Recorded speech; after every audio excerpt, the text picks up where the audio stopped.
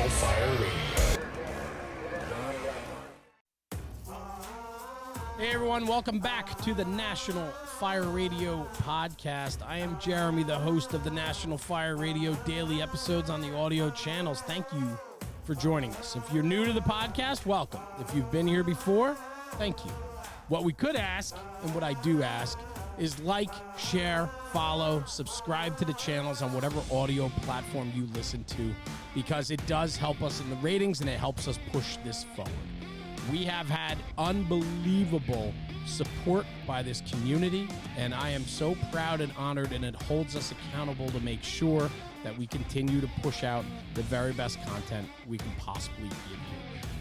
This week, April 17th, 2023, leading into FDIC. This is the week prior to FDIC. This means all of our loose ends have to be tied up before we leave this coming weekend as we head out for the week in Indy.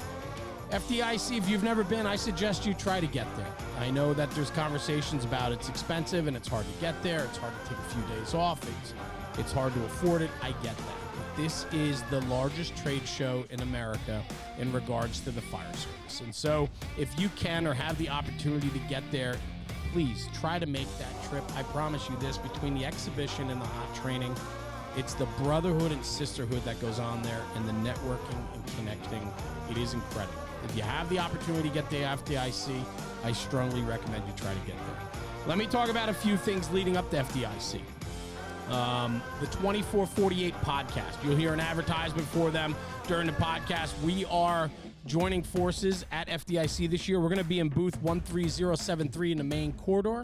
We're going to be live podcasting from the booth during FDIC. Come find us. We're going to have guests and manufacturers in the booth having conversations, as well as doing some question and answer stuff and everything else in between. That's going to be a lot of fun. So come find us in booth 13073 in partnership with the 2448 podcast. A couple other things this week. Training partners. National Fire Radio presents training partners. You're going to hear about this in one of the podcasts this week about what training partners is all about.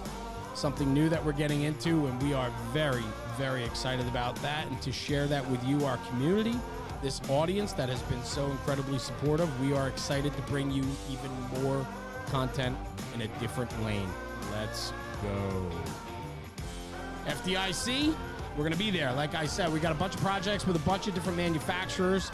Pip from the Size Up, he's going to be working with Mercedes Textiles and doing some health and wellness stuff from the Mercedes booth, and we'll get you more information on that. Our large project this year, we're going to be working with Rev Group. Rev Group is the parent company to many different manufacturing brands of fire apparatus. We'll be in Rev Group's booth this year. We're going to be there Thursday and Friday from 2 to 4 both days. We're going to be doing live walkarounds of the TDA on Thursday. They're going to have a tractor-drawn aerial there. We're going to be doing a live walkaround with Steve Crothers and the crew from Tractor-Drawn Aerial, as well as the aerial specialist from Rev Group. So look for that. And then after that, we're throwing a happy hour. It's Tiller time in the Rev booth. Join us in the Rev booth on Thursday from 2 to 4 for It's Tiller Time happy hour. And then on Friday, we're going to be doing a walk around on one of their brush trucks and their electric engine. We're going to be doing a walk around as well. And the crowd can follow us as we do our apparatus innovation type content. And then obviously it's happy hour, and we're going to share a few cold ones with the people coming through the booth. So that's in the Rev Group booth on Thursday and Friday from 2 to 4. We're looking forward to meeting you, seeing you, taking pictures, and just having great conversations and tell you what we're doing at FDIC. And lastly, I want to talk about this, our sponsors. Without our sponsors, this podcast channel just isn't possible.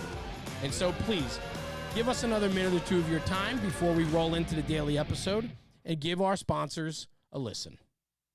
Our first sponsor of the podcast, Taylor's Tins. Taylor and his crew from Taylor's Tins have been manufacturing metal helmet fronts since 2017. With over 200,000 metal fronts in the market, they are a leader in the metal helmet front space. Their creativity as well as customer service sets them apart from the competition. They are manufacturing one-offs within 24 to 48 hours to ship to your door. Not only that, but head over to taylorstins.com and you'll see all the other products that they offer. Right now on their homepage, they have a whole page dedicated to vintage metal prints. It's so cool to see the original prints of the fire apparatus, fire hydrants, fire helmets, fire boots, flashlights. It's so cool. They are printed metal tins that hang on the wall that are aged and look to be from the original days of when these prints were drawn, looking for copyright and trademarks. It's really cool. Taylor and his crew are super creative. They're always pushing the envelope as to what products they offer to the fire service. Check them out at www.taylorstins.com. That's, again, taylorstins.com to get a hold of Taylor and his crew. And in the words of Taylor, stop burning up leather. This episode's brought to you by the 2448 Podcast.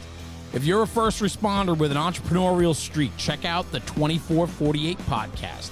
Hosted by Sam Massa, who built lighting company High-Vis LEDs. During his off time, he serves as a volunteer firefighter and professional EMT. Each week, we tell the stories of different first responder-owned businesses, from small startups to food trucks to companies like National Fire Radio and Fire Department Coffee.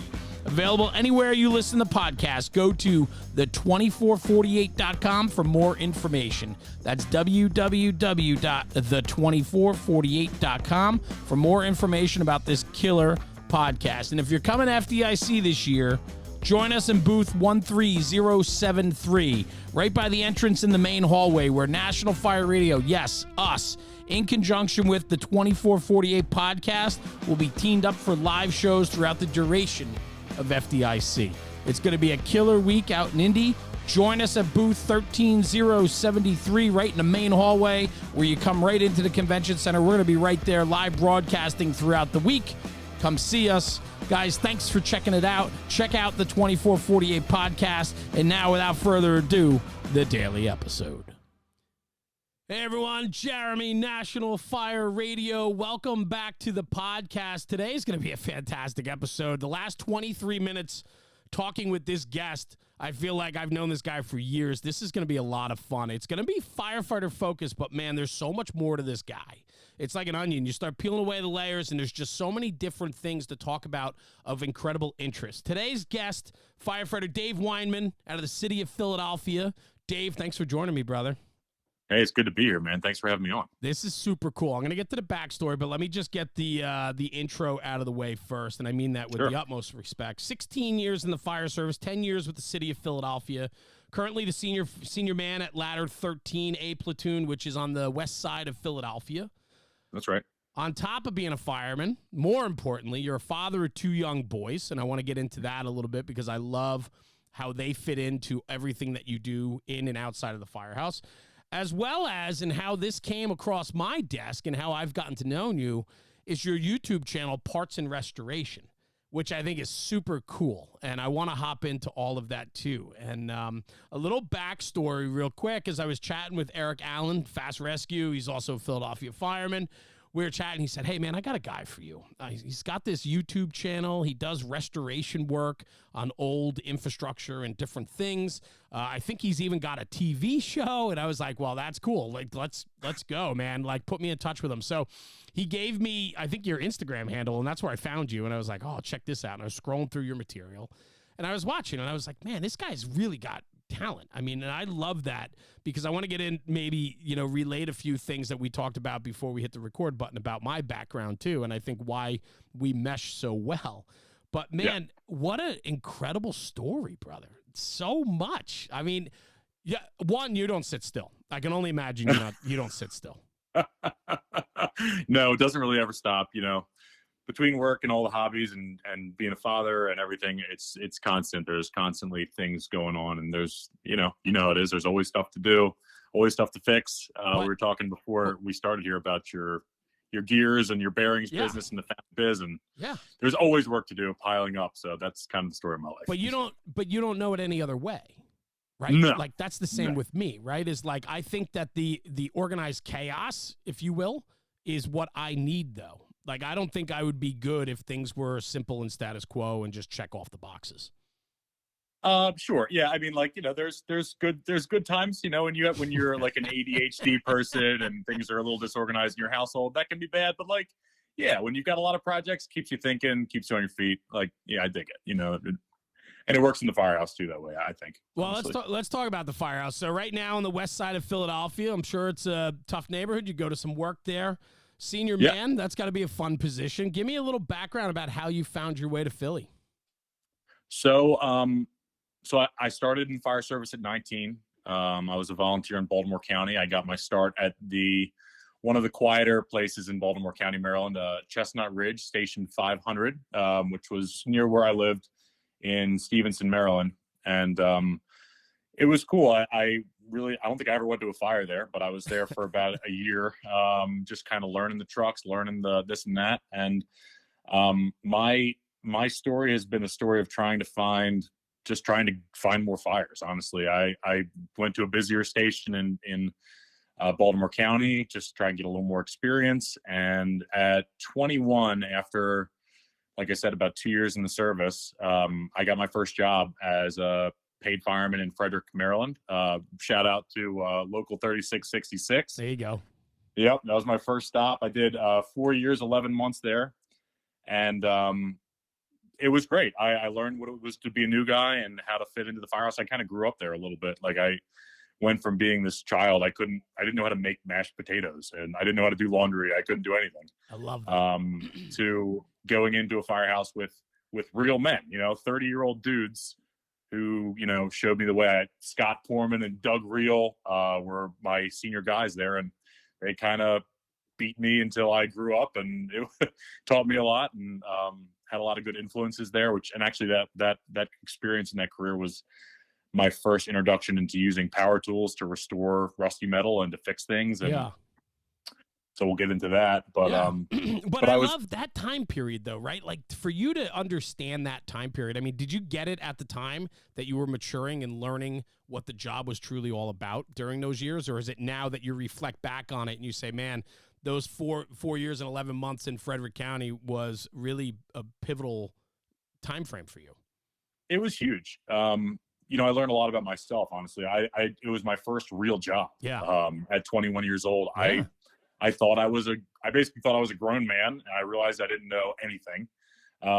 And those guys, they squared me away. I learned a lot about myself at the time. I'd been dealing with like ADHD and anxiety prior to this, and I realized that I had an issue just by interacting with people that held me accountable. And I was like, I had some.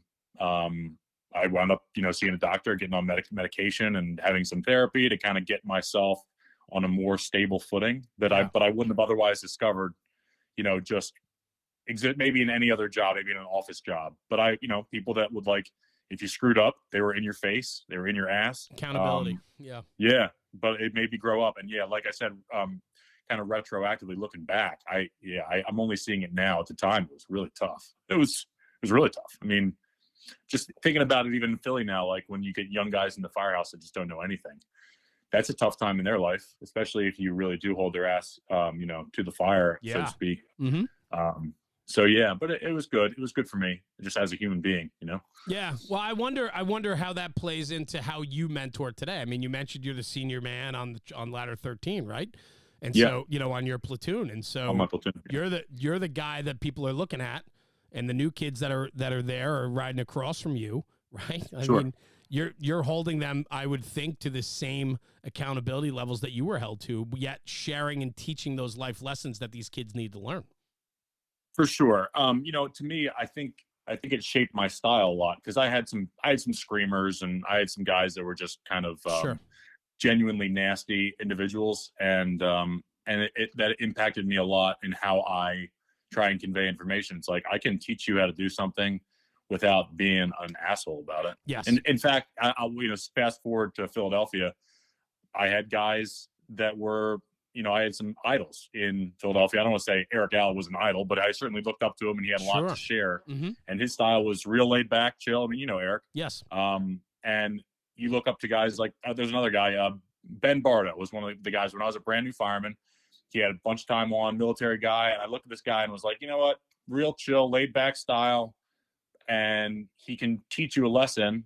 These guys could teach you a lesson without without being nasty about it. And I Yeah. wasn't used to that because where I came from, it was like if you had a lot of time on, maybe you hadn't been to 500 fires, maybe you'd been to 10, but you had 20 years on, so you had to flex.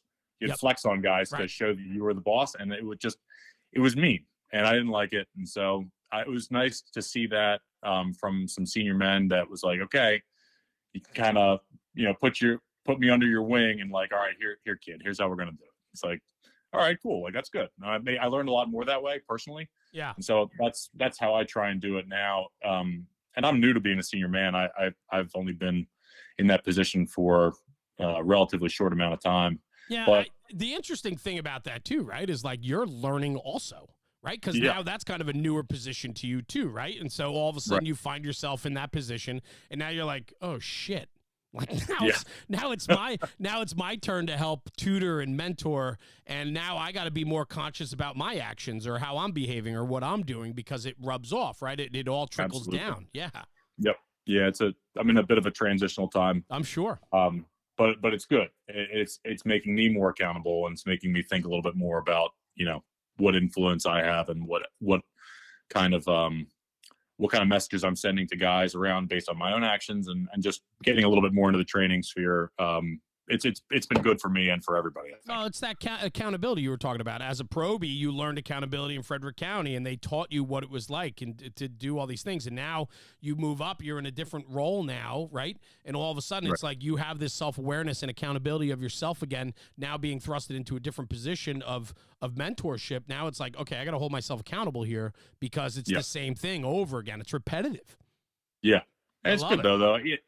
It's making me better too. And it's just like you're brushing up on the basics, thinking about stuff that how to teach something or how to explain something that you do instinctively or reflexively.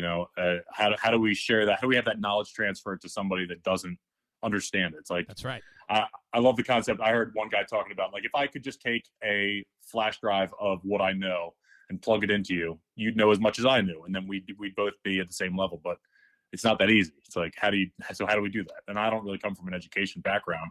So it's like trying to figure out how to transfer knowledge to guys so they can be better, so that we can all be on the same page and work as a smooth, smooth operator, Well, I as a good team. Yeah, well, I like what you were talking about before too, is making the connection, right? Like you could bring so much to the table, but if you don't know how to make a connection with somebody, you don't know how to relate with somebody, all that experience and your knowledge and experience can get lost because you don't know how to communicate it, right? And that's critically important, that we know how to communicate with the guy that we need to be teaching. I mean, that's a huge part of the equation. It is, for sure. And figuring out what, guys in Philly always talk about, hey, listen, you got to know your players. Who's on the back step with you? Do they need you to just get in their ass? Do they need you to take them by the hand? And like figuring out the balance of how can I reach this person so that we can all be better together? Because it's not about me. It's not about him. It's about us. So if we don't, I can hate this guy, but I still have to go to a job with him in 5 minutes. So like, doesn't matter if I hate him. We're in this together. So that's right. You're only as strong as your weakest link. So let's figure it out. Right? Yeah, I love that. Well, so then this whole self-awareness and this whole idea of holding yourself accountable, right? I love, and we're going to weave the conversation through the firehouse, through family, through parts and restoration, right? And this is kind of where I want to take this, is through parts and restoration, and we'll get the whole backstory in a minute. But what I find really interesting, and you had said to me that you pushed yourself to learn the trades of restoration, right? This wasn't something you grew up with. You, in fact, said mechanical aptitude wasn't your strongest suit growing up, right? No, it certainly wasn't. Growing up, I would tinker with stuff. My dad, has got a garage full of tools, and he was always a projects guy, and I wasn't really interested in that as a kid. I was a big video game nerd. I logged 10,000 hours probably in front of a PC playing first-person shooters. And it's funny, I tell my kids now when they talk about video games, it's like, I say, Dad, boys, let me show you what I have for all of my years of playing video games. And I'll take my hand out of my back pocket, and they pry my hand open, and there's nothing in there. I got nothing to show for all of my video game time. That's right. I remember getting in the firehouse, and the company I was assigned to had a bunch of old tools that were all rusty and nasty. And I'm like, what is this? Like, there's no pride in this. I remember reading, I think the book's called Pride and Ownership. Yeah. I want to say. Yeah, absolutely. I read that, and that really had a big impact on me. It's like, there's one article, it's like, this is my saw, like one chapter, like my saw, Right. and talking about how, like, taking responsibility for the equipment on the truck. And, if it doesn't work, well, that's your fault. Like, you need to make sure your stuff is wound tight and everything's good. And as a either 21 or 22-year-old brand new professional fireman in Frederick, I went and did an Andy Fredericks training days I think it was in Washington or PG County or somewhere. Mm-hmm. And who was there? It was Bob Morris from FDNY talking Sure. about forcible entry and talking about taking care of your Halligan and all that stuff. And it really, I was like, wow, like I need an angle grinder, I need a bench grinder, I need wire wheels and all this stuff. I love it. Because I want to have a Halligan bar that looks like Bob Morris's Halligan bar. So I went and bought the stuff, and I brought it back to the firehouse, and we got to work. I wound up going through multiple wire wheels, doing all the tools. Stuff got painted, but not putting paint where it didn't need to be. Yeah, sure. Maintaining the tools and getting everything back up on level, and that was awesome. I had a couple close calls. I got a few job shirts sucked into the wheel of an angle grinder. Terrifying experience if you've never had that happen to you. I haven't, but man, I've seen it. So yeah, yikes. It's not pretty. No, absolutely not. But what was it? So for you, man, that was like ownership 101, right? Like you were like, man, I'm taking ownership of this. There was that theme, the last, I think it was Lasky's book, Pride and Ownership. And, between that and then, Bob Morris speaking and talking about the importance of that, like, man, they're just driving that theme home to you, and you were just taking it in, man, and making it yours. I love that. Sure. What did that do to the guys around you? I mean, you said they had rusty tools, right? And then here comes this young kid like, hey, man, I got my bench grinder and wire wheels. Let's go. We're cleaning this stuff up. We're painting this. Like, that's a tremendous amount of pride, and what an introduction to a company where you want to bring that, I love it. Sure. It's funny. It didn't actually come off that well, to be honest. Of course not. Of course. You know what? Chances are it wasn't going to. No, I was a paid man in a volunteer firehouse, combination system. Mm-hmm. And it wasn't a hit. The tools were, if I wasn't there, they were not taken care of. Right. Guys were like, what the hell are you doing? Like, that's not how we do things here. Yep. And I'm like, maybe that's not how you do things here, but FDNY does this shit. Like, who are you? Yeah. Why wouldn't we? Yeah. Yeah, right. Exactly. So, but it was cool. It didn't hurt my passion. I was really, really into the job as a 21-year-old kid. I was just devouring every kernel of knowledge and wisdom that I could. And sadly, at the time, it didn't really matter. I wasn't going to fires. I tell everybody in Frederick, Maryland, and God bless it, the place is it's a beautiful town. It's a beautiful county. Yeah. And the professional firemen at DFRS, Local 3666, are fabulous, passionate, just great dudes. But I mean, it's not a busy place. It's a great place to live. But it's not a great place to be a fireman, at least for someone like me. I just got really bored.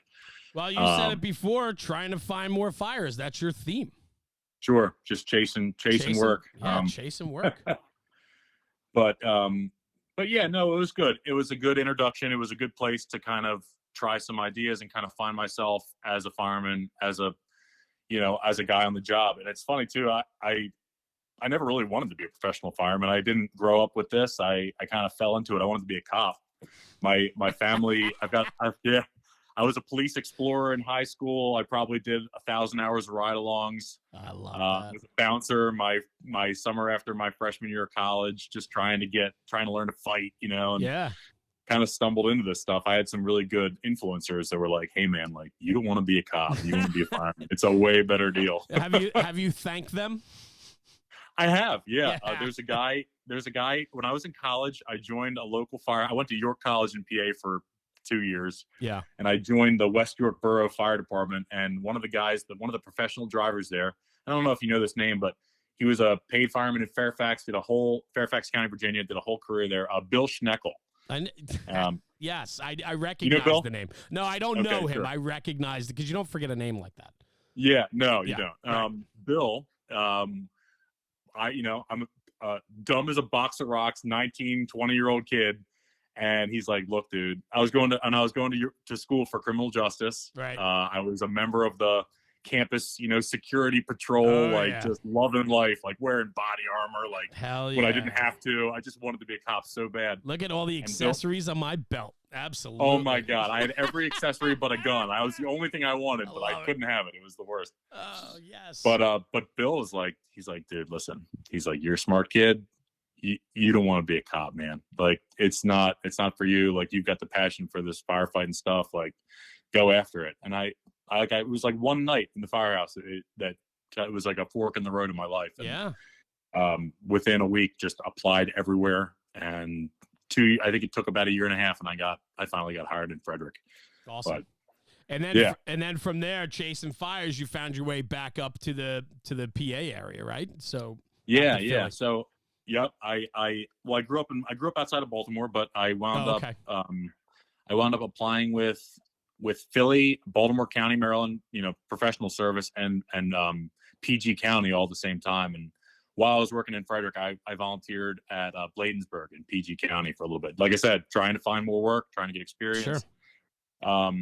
They all three of those, PG, Baltimore County, and Philly, all came at the same time. And I was like, man, I'd be an idiot to turn down a job in a big city. Like, oh man, that's got to be it. So I had gotten those three offers. I took Philly, and now here we are. And great academy experience. And then I got really lucky. It was the department had done a mass transfer of all of their most senior members, from busy spots to slower spots, which sadly hurt the department in a lot of ways, but it worked out for me. 11 guys from my class went to the Cuckoo's Nest, Engine 68, Ladder 13, Battalion 7 in West Philly. And my first year, I got 26. I made 26 either first or second in fires on ladder. It was like, oh my God. Yeah, here I am. I've arrived. Yeah. I was like, I thought I knew some stuff about firefighting. I don't know anything. Yeah. This is a total reset, and I'm just holding on for the ride. It was incredible. It was everything I ever wanted. Well, that's what I was going to ask you. Did it live up to the expectation of what you wanted? I mean, you don't know until you're there, but man, you're chasing that dream. You're chasing jobs, right? You're chasing work. And then you get there and you're getting it. It's everything you wanted and more.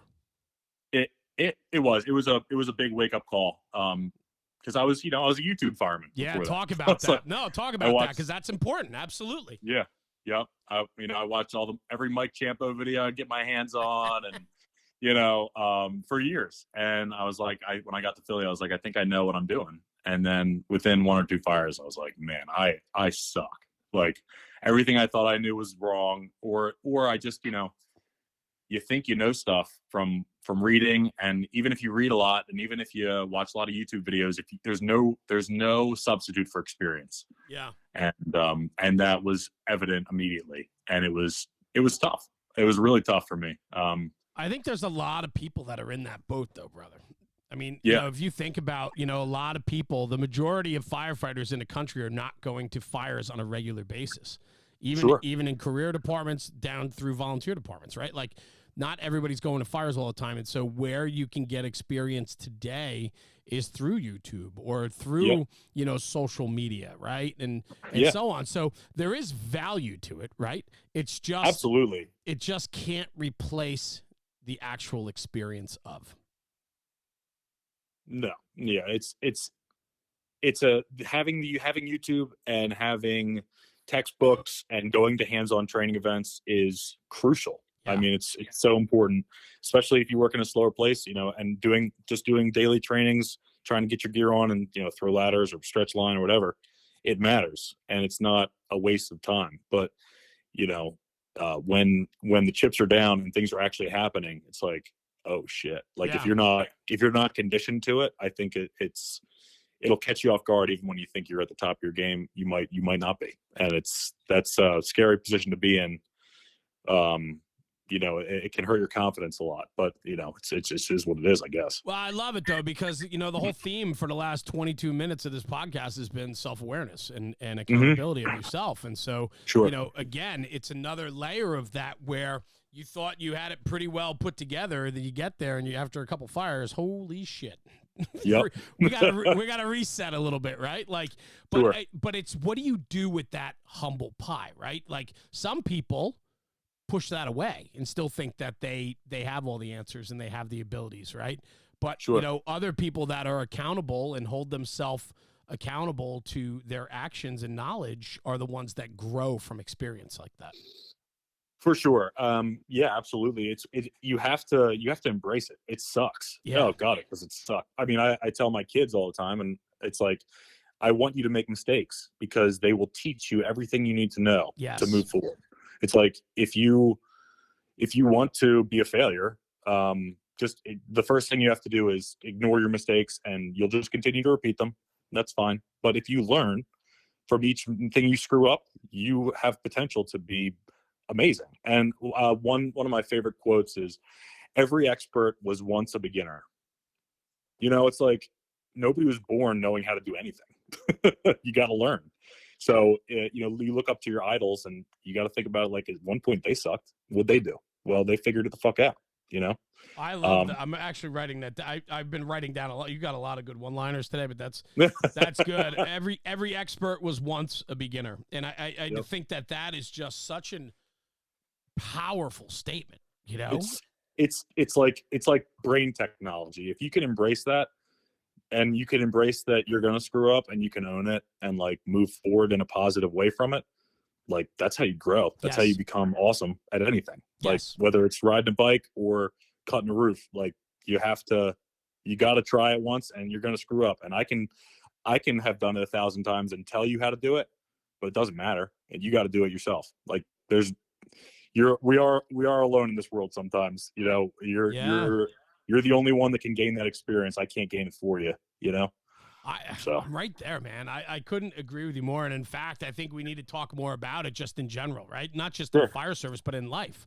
Like, I'm a firm believer. You have 2 young boys, right? And so you're a father that's on the hustle in the firehouse doing your parts and restoration gig, right? And then on top of that, you're a father of 2 young boys, and I'm sure you're very much a hands-on father, and I'm sure that you let them make mistakes, and you let them tinker, and you let them figure out what works and doesn't work. Like, I'm very much the same way with my kids, but I still find myself being overprotective at times, and I wish I would let them fall down a little bit more.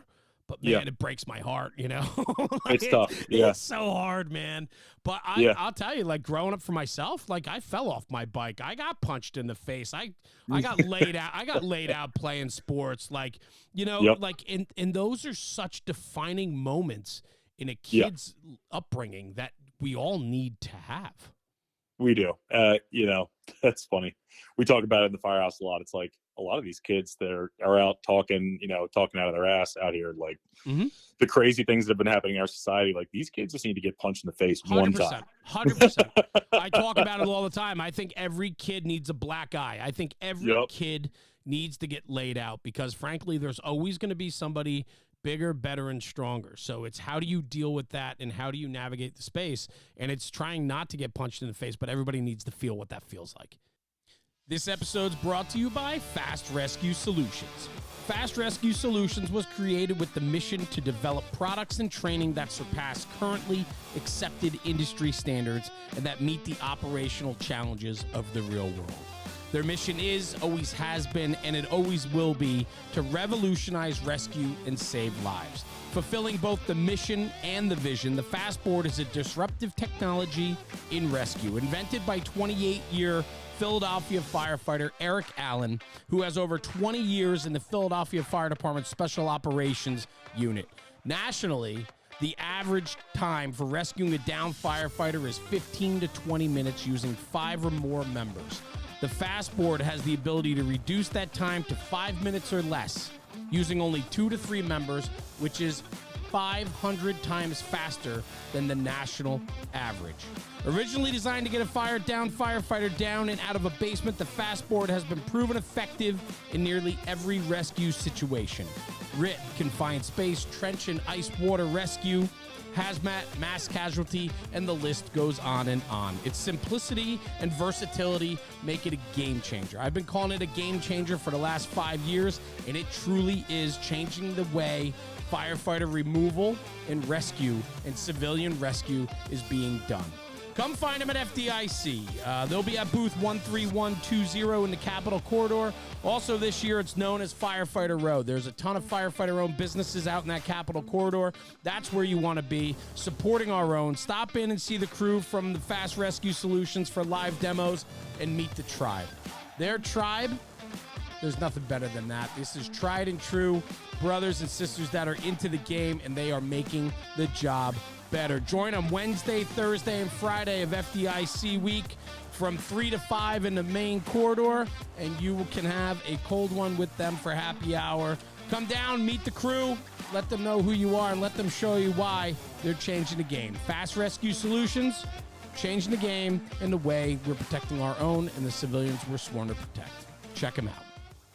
Everybody needs to get knocked down, and I agree with you wholeheartedly. The level of entitlement and nonsense that's going on just tells me flat out, it screams to me that everybody is coddled and overprotective and nobody's being punched in the face anymore. Yeah, 1,000%. Yeah. And that's like a whole nother, we could go down this rabbit hole. Oh, for sure. But it translates to everything we've been talking about, right? Like for you, sure. A successful father, successful fireman, and we're just starting to talk about Parts and Restoration, which is a YouTube channel that you do, and you learned, we brought it up a few minutes ago, you learned how to tinker and how to figure out how to restore products. This is a passion of yours outside of firefighting and outside of being a father.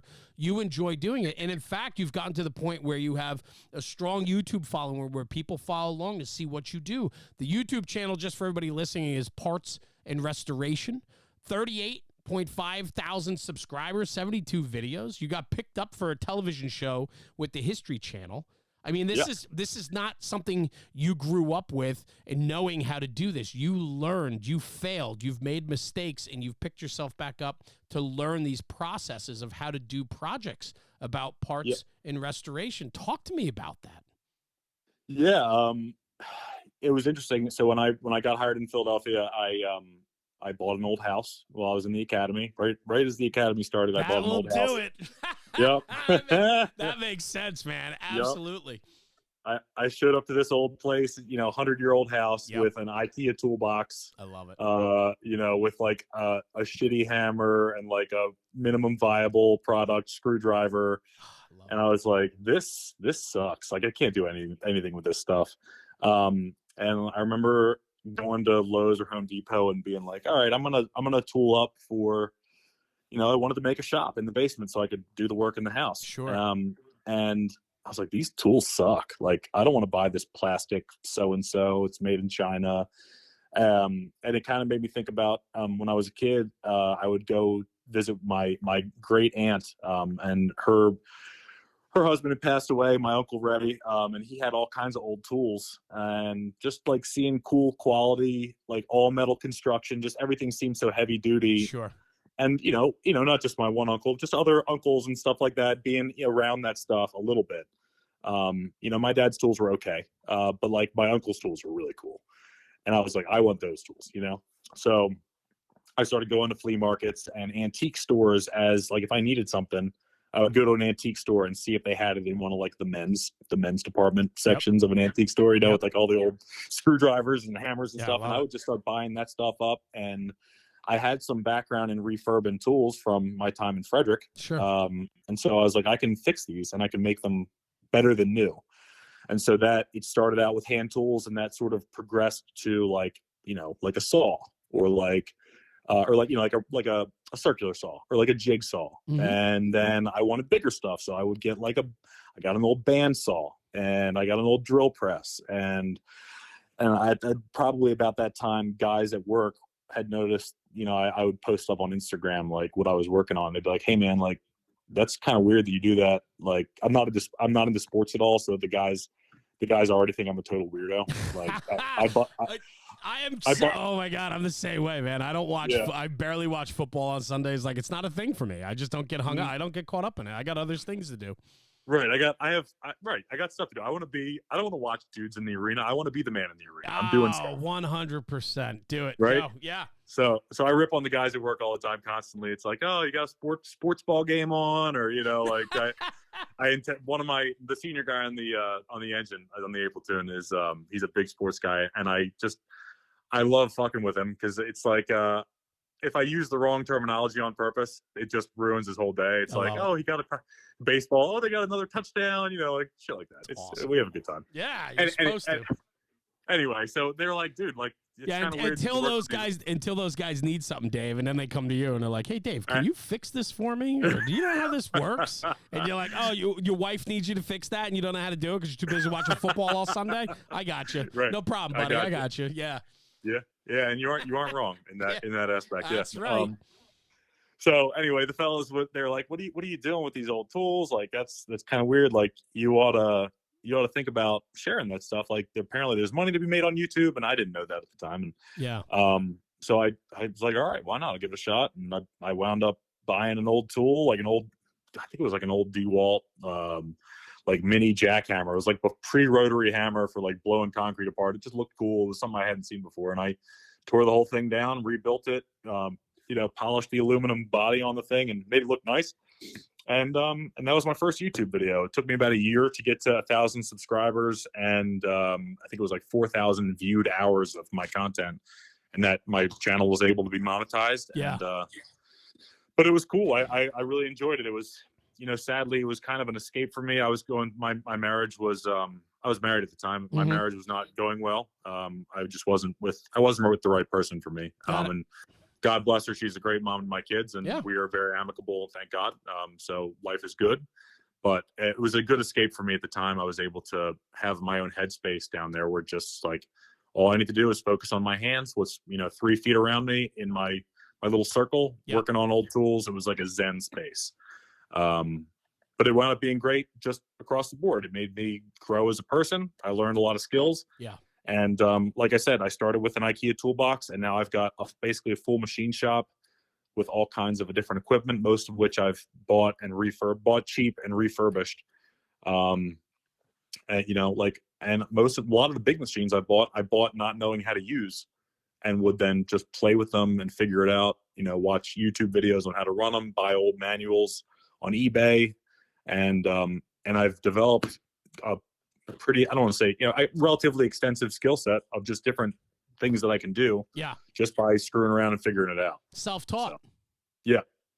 I mean, and that's a big part of it. I wrote down something before. You said, when you were going through, all of that with your ex-wife, and you were, it just wasn't working out and so on. Was that a catalyst to push you to kind of escape a little bit and to really dive into the machine shop and to really learn that passion? Or is that I'm just curious, because it takes, for somebody that doesn't know how to do something, it takes a lot of time and commitment to teach yourself and to make those mistakes, but then to pick yourself back up and to, learn from those mistakes. And especially when it's a side hustle or it's something a little bit different. I mean, what's that drive for you? Like, where is that just inherent? It's just inside you?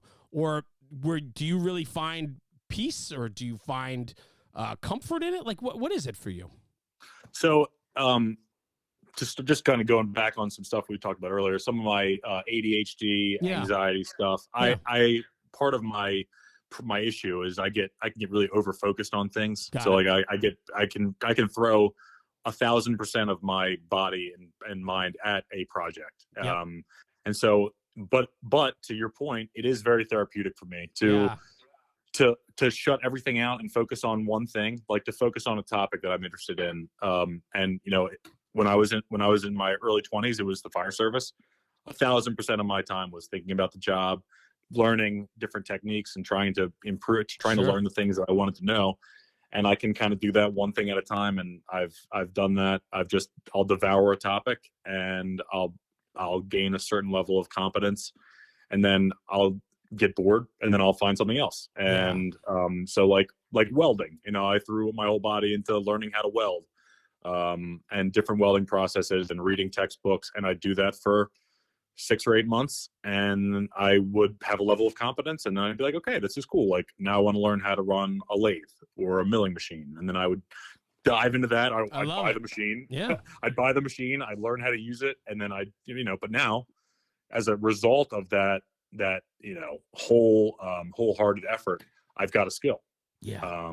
And that's not everybody, but it's worked for also me. it's also a skill you can build upon, right? Like you learn the Yes. foundation and the fundamentals of turning something on a lathe, and then you can, as time ticks on, you become more comfortable and confident, and you understand the capabilities of what the machine can do, and then that, with a mixture of what your talents and creativity are, you can keep progressing that skill further along. Yes. Yeah, for sure. I love that. I love it. Yeah, it served me well. I'm glad, because it was really tough, as a kid, like trying to focus on homework and also be really interested in something at the same time. Yeah. I really struggled a lot. I was not a good student. But I've been able to weaponize it as an adult. I was graduated valedictorian in Frederick on my academy there. Despite being a terrible student in high school and in college, I was fourth out of almost 100 in Philly. Like, I just, when I throw myself into something, it's tough for me to slow down. It's like, freight train, I guess. I don't know. Yeah. At what point do you then say, I've done it enough, I need to move on? Because here, let me give you a little why I ask. Myself, my wife calls me an 80%er. So I have this unbelievable creative side of me. I have vision. I have thoughts and ideas that are constantly running through my head. I'm just like you. I like to tinker. I've always been right. I'm mechanically inclined. I do a lot of that type of work outside of everything else that I do. I love to build. I love to tinker. You mentioned one of your sons is super artistic and creative. The other one's an absolute bull and is going to be a great truckman. And like I was the Lego kid. Like, I didn't build the sets the way Lego told me to. I built them my way, and I made them better in my world. And I made cities, and I made my own things. And of course, every city I built had an unbelievable fire department built in. No doubt. But the thing is with that was it was my creative sauce, right? That's how my brain worked. But my wife calls me an 80%er because where I struggle and lack is on the execution, because I get tired and bored before I deliver. And so what I've come to realize through maturity, 46 years old now, is I had to build a team out around me to help me build out the vision, right? So I can do the legwork, I could be the visionary, I could be the creative, and then I get to a point where I kind of get bored with it, right? And then my brain is hungry for something new, a new challenge, something different. And so then I dive in on something different, but then whatever that project was is still waiting there in the wings because I never finished it. Yep. Do you struggle extremely with that? relatable. Do you struggle with that? Extremely relatable. Yeah. That's been a theme across the board. And I feel like that's kind of part of the adult ADD, adult ADHD spectrum. I think that's pretty common. Are you telling me I have ADHD? I've never been diagnosed, man. Maybe I do. It might maybe. Yeah, right? Oh my gosh. I have some friends that also deal with some of the things I deal with, Sure. and that's super common. It's funny. I'm in the room. I've got a original partner K12 saw that I got at an antique store. Right. And I have it completely torn down, completely cleaned. Yep. And it just needs to be put back together. And I have no interest in putting it back together. Right. Yep. Like I want the end product, but I've got a ton of other things in my mind. It's like, it's hard to, we always talk about bandwidth, it's like you only have so much bandwidth that you can put toward any one thing at a time. And I've got so many things going on that it's hard for me to harness that at certain things, because I just wind up collecting projects and I've got so many things that I'm just screwing around with that there's just not enough bandwidth to deal with all of it. But I know for me, like, I need that. That is the fuel that keeps my mind creative and sharp. I have to be able to explore other things, even when I'm knee deep or waist deep or shoulder deep in something else. I need to go somewhere else because it's just how my brain works, right? Yeah, absolutely. Same deal. It's a blessing and a curse. And if you can harness that energy, it's like, it's unobtainium to have that kind of energy, but it's kryptonite at the same time, It is. It certainly is. There's finding that balance, and sometimes somebody else in your life has to point out that balance. And for me, it was truly, I think for me, like through National Fire Radio, I really came to understand this conversation, because leading up to this is now like something else that I do in life. And there's a lot of people and a lot of things that are happening with National Fire Radio that hinge on me. And there's a lot of times I was either letting myself down or letting people down because it was like I wanted to do so much but didn't have the time or the bandwidth to do that. And then Right. it became a struggle. And then all of a sudden it becomes detrimental. And so I realized, like, okay, I need to build out people to help me deliver. And Yeah. I came to understand what that looks like and what that needs. And I promise you this, like, if anybody listening to this episode has some of these same struggles or thoughts happening in their world, find people to help you follow through. That's what I did. And man, I'll tell you, the progress I've been able to make in 3 months would have been 5 years, you know, just a couple of years ago for me. Like, I've put together people and a team behind me that believe in me and my vision, and then they help me execute it. And to be able to do that now puts you forward. I mean, that's how you can scale, and that's how you can move forward. And it's been important for me to learn that for sure. Yeah, so let me that's ask a beautiful thing. Let me ask you this. What the hell do you know about being a YouTube influencer?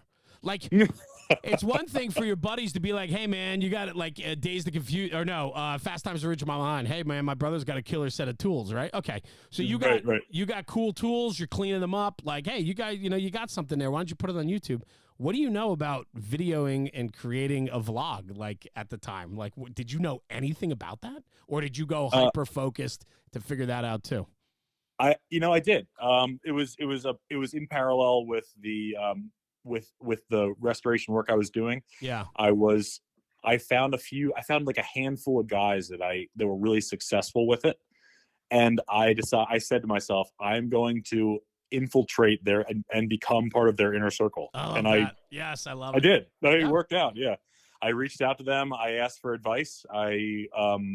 I would make fun of them on Instagram, on stories, to, like, we had similar crowds, and I would bust their balls, and guys would be like, oh, he's making fun of the big guy. Like, that's funny. Like, who is this guy? And, you know, those guys would then share my videos. And, you know, I made an effort to try and just to connect, and it worked. I mean, it's just all about, just like anything else in life, it's networking. Yes. And trying to find that, you know, not going after, but trying to become associated with people that are successful, figure out what they did to be successful. And then if they like you and you've got something interesting to share, they may share you with their audience as well. Cause their audience likes the same thing that your audience likes. Surround yourself with winners. I mean, I can't talk about that enough, man. Sure. Absolutely. You find people that are good at what they do, and you try to latch onto them and learn everything you can from them, because they're going to make you better. If you hang out with people that drag you down, you hang out with losers and they don't promote you and make you challenge you personally, those people aren't worth to be in your life in a way that affects change for you. So find people that push you to want to be better and do better. I can't stress that enough, man. That's so important in the fire service too. Yeah. I feel like you always want to, it's been tough in my career in different times. I really haven't had good senior men around. And it's like, who do you latch onto? You got to find guys. Well, like, you know, we talk about like Eric Allen, sure. Like guys to look up to with a ton of time, that have a lot of knowledge, and try and just pick their brain for whatever they're worth, and make yourself better. Always surround yourself by people that are better than you, and try and become as good as they are. And it's, you know, it's not always possible, but you can always try. Well, there's something to be said to the individual too that's willing to do that, right? Because that's somebody that believes in their abilities and skills of who they are, and they're willing to find other people that might be better than them to learn from them. But unfortunately, a lot of people get clouded in their own bullshit and think they're better than they are, and they don't they don't need anyone to help promote them to be better. And so sure. You know, that's a big part of today's struggle, I think, in the fire service. Yeah, it's tough. I think there are certain guys, you know, they feel like they have a certain kind of feeling that they're, you know, that you know the guy, the God's gift of the fire service guy, the 2 and 20 guy.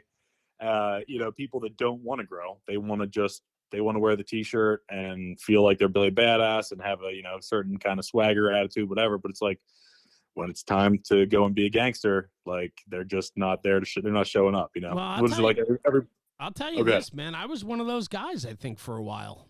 It being a fireman, I thought that I was the shit. I thought that I was great. I thought I had all the answers, and I was young in the volunteer firehouse. I came up through the officership very young, you know, right. and so that gets to you. And I think that a lot of people deal with that. But what I've been able to do is turn that back around and really refocus on the fact that, listen, man, there are there are so many better people out there in this world that have so much more to offer. You better shut up and start listening. And I did. And I'm a Yeah. very different man today, 28 years in the fire service. I'm very different today than I was 5 years ago, let alone 10 or 15 or even 20 years ago. Totally different in where I am today. And you probably are too, I would assume. Definitely. I think I came off as a 2 and 20 kind of guy. I was, I watched a lot of YouTube videos. I went to a training seminar with Mike Ciampa. What do you know? Like, no, I didn't know shit. Yeah, right. I agree with you. And I didn't even have YouTube, right? At the time, like my first email address was my freshman year of college, right? So my career would have been totally different if I had known that there were these bunking programs down in Pennsylvania and PG County and Baltimore and all that. Like I would have, as soon as I graduated high school, I would have been out the door living in one of these firehouses, and I'm sure my life would be completely different than it is today. But I didn't have the access that people have today. You know, we didn't know that stuff existed when I was growing up, you know? Yeah. And so you only knew your small slice of your community, of where you grew up. And so you get clouded very quickly thinking that you're the shit because that's all you know. And then all of a sudden the world opens up to you and you go, well, maybe I don't know everything. You know what I mean? Yeah, it's a very humbling experience. It certainly can be if you're willing to let it be humble. You know, if you're willing to be humble about it. But that's cool. So let's do this real quick. So parts and restoration, I'm intrigued by this because I love it. You know nothing about YouTubing, and yet you figure that out. You know nothing about doing the restoration work, yet you figure that out.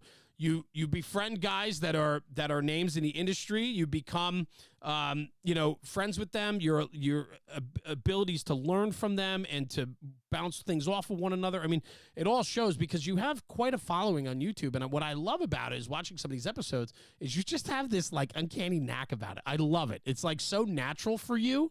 And so have you always been kind of like a hammy type of guy, for lack of better words? Like, do you understand what I'm saying? Like, you have, I do.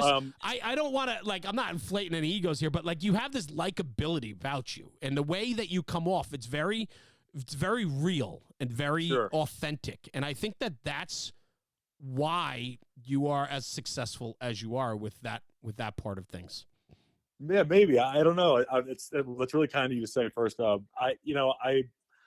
I'm just kind of a goofy guy. Yeah, like, I get it. I'm not from a fire service family. I'm not, the son of a bunch of like tough cops or anything like that. Like, I'm just kind of a weirdo. Always kind of marched to the beat of my own drum. Like, I was into like just kind of a nerd growing up, just kind of an oddball, just never really quite fit in.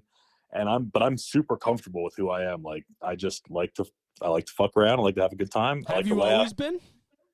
Have I always been comfortable with who you are? No, absolutely not. I certainly wasn't growing up. I was a fat kid growing up. I went to a Quaker school. I went to a friend's school growing up. I was lucky enough to have my grandfather left money for me and my sister to go to a private school. And I went to a Quaker school, and I was from a military family, and I wanted to be a soldier when I was a kid. I'm the kid at a Quaker school wearing, army boots, and people were like, who the fuck is this fat weirdo? We're supposed to love peace, and you want to, stop people's face. Like, what? Oh, man. But no, I really wasn't comfortable with who I was for a while. I feel like even until, really going to Frederick, realizing that I had some issues that I need to deal with, in terms of like my own mental health and stuff. And then getting some help and getting medicated, and like but now it's like, okay, now the person who I am, it's like I'm awesome. Like, I mean, that sounds awful because I'm really humble. I think that is actually perfect. I think that sums it up right there, man, because you can say that. You know what I'm saying? Well, it's funny. One of the things I love, it's like, there was a quote I read one time where someone said, I guess it's like, when you're 20 years old and you walk into a room and you're looking at all the people in the room and you're saying, man, I hope these people like me. And then when you're a little bit older and you gain some experience and maturity, you walk into the room and you go, man, do I really like these people? Yes. It's like, 100%. That's the difference. That's the change, I guess, for me, where it was like, oh man, I'm kind of weird. But like now it's like, I really like who I am. I like the things that I'm interested in. And a lot of people don't get me, but like, that's a them problem. That's a them problem. It's like, hell yeah. I couldn't agree with you more. I mean, I'm very much the same way. And it only, I come off as a pretty confident guy, but only up until I'd say maybe the last 5-10 years is I really got comfortable with who I am. Sure. And it's maybe because I really didn't know who I was until I figured it out. And I figured out that, I don't need everyone to like me. I don't expect everyone to like me. And in fact, the only thing that's going to let me get through life and be happy and confident in life and potentially successful is if I like myself. And you got to put yourself in that place. And if you don't, a lot of people listen to this podcast, and I'm sure a lot of people can relate with a lot of what we said today. And ultimately, if you're in a place right now in life where you're not enjoying who you are, the only one that can fix that is you. And you got to figure out what makes you tick and what you need to be fulfilled and happy, because this is all you got, man. You got to like who you are. Yep. Yeah. You only get one shot at life. And it's interesting. Some of the things I've been digesting recently talk about, it's like you don't really know who you are until you're tested. Yes. No one really knows what they're made of. You got to kind of test your metal to figure that out. And I just going back to the fire service stuff, always chasing places that were busier. It's like I wasn't testing myself. I wanted to go somewhere where I could prove myself and figure out, who is Dave Weinman, like how am I gonna react under stress? How am I gonna do when I'm put in a position where I gotta take charge or act or whatever. And it's like you don't know what you're gonna do until you put yourself in a position to do it. And so I feel like that's important to anyone's development and figuring out. And it gives you that confidence when it's like, okay, well, I kind of know what I'm about. I know what's, how I'll deal with certain things or what I'm capable of. And you don't know until you know. Bro, I wrote it down. You don't know who you are until you're tested. And if you haven't been tested, go get tested, man. Go. Right. Be the man in the arena. Hell yeah. Put yourself out there. Oh, I love that, brother. Real quick, parts and restoration on YouTube. I want to get to the story because clock's ticking by on this episode because it's so good. So I want to get to how did the History Channel come knocking? I mean, you filmed a television show, brother. This is no small feat. Well, yeah, I was one of 7 guys, 7 cast members on a show called Secret Restoration. I don't really know, honestly. That is I got a random cool, bro. Yeah, that is so wild. Cool. Yeah. I got a random email one day that just said media opportunity, and with the YouTube channel and with a small following on Instagram, occasionally some like random Chinese couple to be like, "Oh, come on, try our sunglasses." Like, yeah, right, exactly. Like, no, dude, I don't want to wear your weird sunglasses. But so I almost deleted it. But I opened it up and it was like, hey, like we're looking to cast up for a show, doing restoration work for a major network. I was like, oh, okay. So I wound up giving a couple of interviews, like a Zoom, it was middle of pandemic, I guess. Did some Zoom meetings with some producer type people and casting agents. And I guess they liked me, and I showed them some of the stuff that I do, just with some of the, tools. I'm working on some old vehicles, just restoring stuff, and kind of gave a portfolio. And they were interested. And I was like, okay, no kidding. So had to figure out how to work that in with work. And I was able to work with my union in Philly to figure out a good plan, to take certain time off and do certain vacation. And it was last summer. I wound up going to Bridgeport, Connecticut for 3 months, and we shot the show in it was originally a World War I munitions plant, this old, industrial building. How cool is that? And oh my gosh, it was incredible. It was such a great experience, and just being surrounded by 6 other like-minded people that are, hands-on people that, they love fixing, restoring, enjoying the beauty of well-made old things and bringing them back to their kind of, my gosh, just classic stuff. We worked on some really cool projects, and I was able to kind of showcase some of my skills on a few really cool projects on that show. It was fabulous. That is very cool, man. I think that is, it's funny because like television, like the success you're having with your YouTube channel and your Instagram and so on obviously speaks for itself. And it's like this, when you make it the TV or film, it's like the next level. Even though like now today more than ever, like you can have much more success. Some of the most famous people today are on platforms like YouTube, and they don't need Correct, right. television or network television. But there's still something about it, that nostalgia of like making it to a TV show. And I have to think for you, like, have you ever just sat back and thought about your journey and then like figured like you did everything to get to where you are today? I mean, you are 100% responsible for where you are because you've done the hard work. You've made the mistakes. You've fallen down. You've gotten back up. And right. And I have to think, like, from the outside looking in, if you could take that 30,000-foot view, you got to be pretty happy with where you are.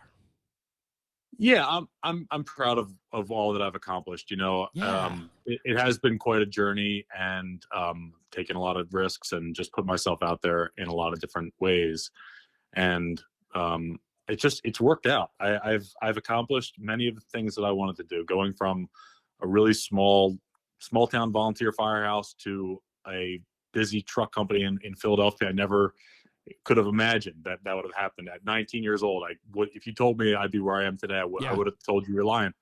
But it is just hard work. You just got to grind sometimes, and you have to have confidence in yourself. And, you can't be afraid to make mistakes. You just have to life just happens. But you gotta position yourself in such a way that you're able to be successful, and it's not always going to be pretty and glamorous. You got to do the hard work. Firehouse, you got to scrub the floors.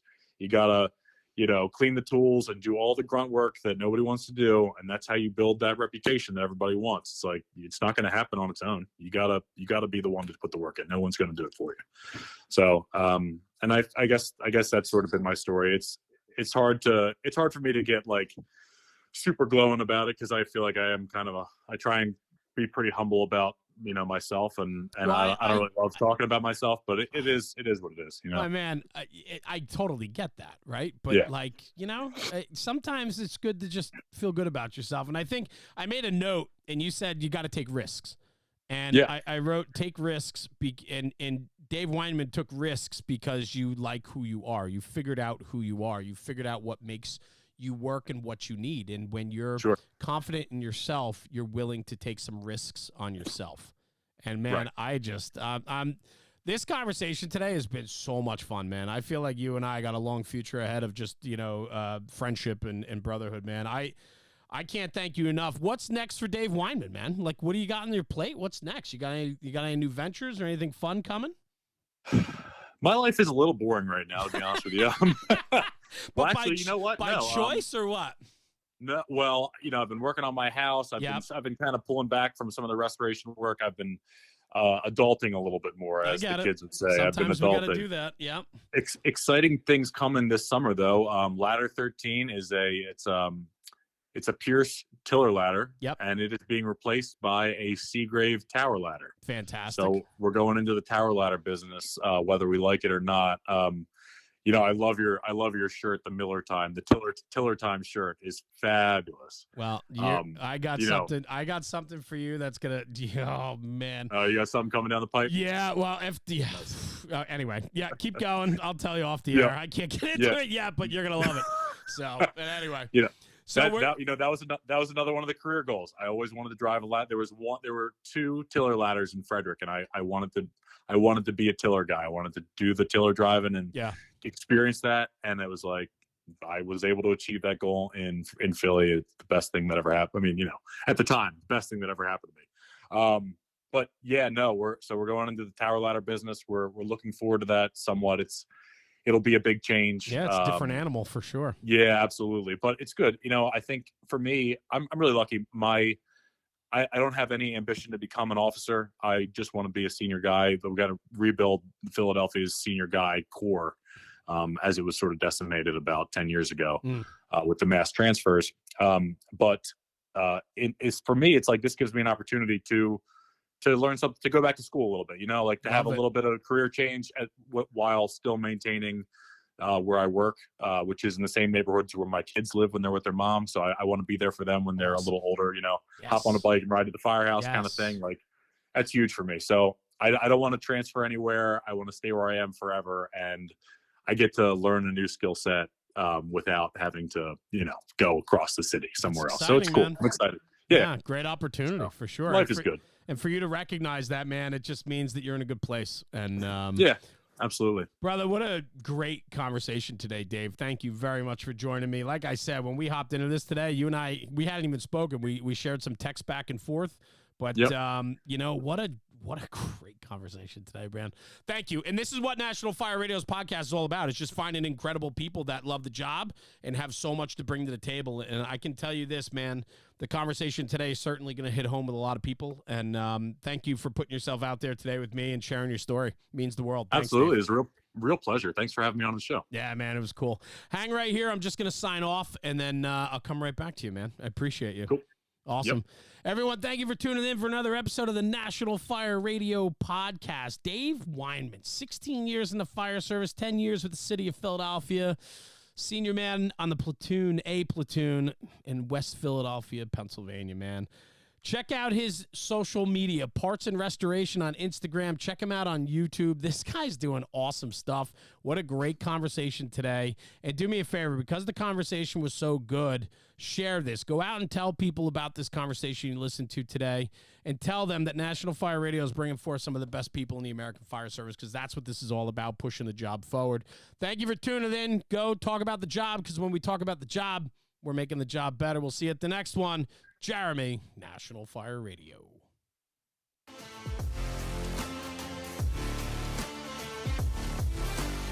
National Fire Radio.